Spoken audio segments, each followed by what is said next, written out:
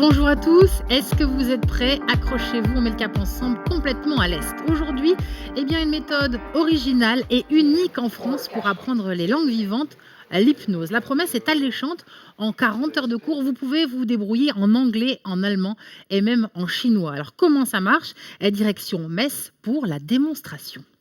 On va utiliser l'hypnose pour permettre à la personne d'accélérer tous ces processus. Vous connaissez un peu l'hypnose? J'en ai entendu parler. Vous êtes à ce moment-là dans un état d'hyperconcentration, mais également d'hyperréceptivité. Séance pratique, Laure entre dans l'hypnose en quelques minutes.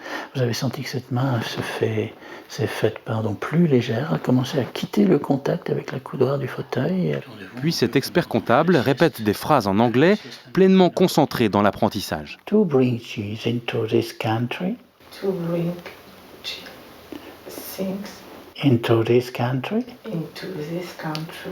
Vous allez pouvoir tranquillement ouvrir vos yeux et retirer ce casque.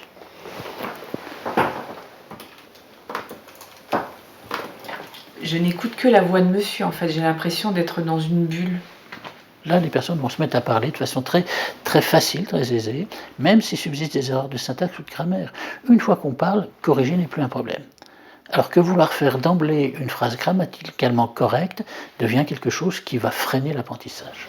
Alors la méthode peut faire envie, mais elle a un coût, 90 € par heure de cours. C'est beaucoup, reste donc une question, est-ce efficace?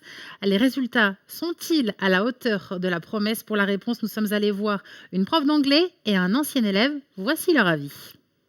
Ce frontalier français voulait mieux communiquer avec ses collègues de bureau. Il a suivi ici 40 heures d'apprentissage du luxembourgeois cet été.